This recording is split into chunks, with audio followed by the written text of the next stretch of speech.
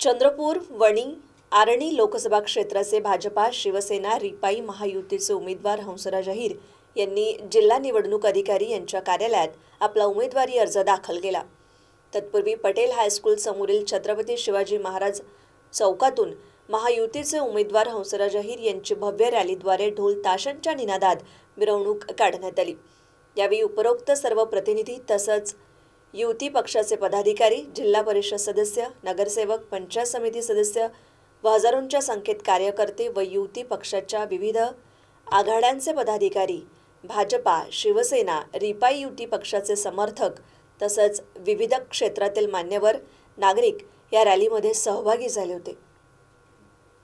त्यानंतर जिल्हा निवडणूक अधिकारी यांच्या कार्यालयात आपला उमेदवारी अर्ज दाखल केला। यावेळी सुधीर मुनगंटीवार, रणजित पाटील, रामदास तडस, चंदनसिंह चंदेल, नाना शामकुळे, संजय धोटे, राजू तोडसाम, संजीव रेड्डी बोतकुरवार, सुरेश सावंत, रमेश देशमुख, दिलीप कपूर, रिपाईचे जिल्हाध्यक्ष अशोक घोटेकर, संजय देवतळे, देवराव भोंगळे आदी उपस्थित होते। पुन्हा लोकसभेची उमेदवारी आज भरलेली आहे। चारदा या मतदारसंघातून जनतेने मला विश्वास पात्र समजून विजयी केलेला आहे। पक्षाने किंवा आमच्या आघाडी युतीने आम्हाला उमेदवारी दिल्यानंतर मी जेव्हा उमेदवारी फॉर्म भरला तेव्हा मला आत्मविश्वास आहे की या जिल्ह्यातील मतदारसंघातील जनता मला आशीर्वाद पुन्हा देईल, आम्ही विजयी होऊ असा मला पूर्ण विश्वास आहे। आणि हा विजय ठरेल तो 5वा विजय ठरेल।